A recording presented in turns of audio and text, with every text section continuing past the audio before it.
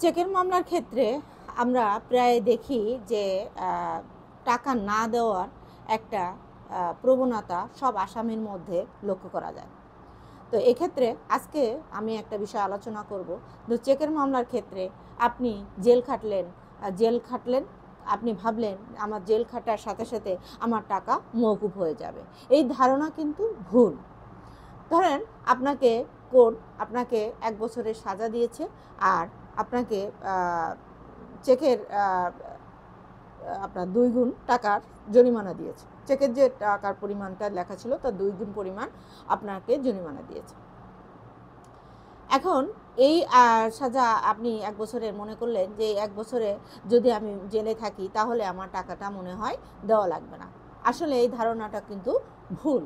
তো এক্ষেত্রে বাদীর করণীয় হচ্ছে যে আপনাকে অবশ্যই এই মামলার রায় হওয়ার সাথে সাথে রায়ের কপি ও আর্জির কপি আপনার এই নকল উঠাতে হবে। নকল উঠায়ে আপনি সিভিল কোর্টে একটা মানি সুটের মামলা করে দিবেন। তাহলে আপনি আপনার টাকাটা রিকভারি করতে পারবেন।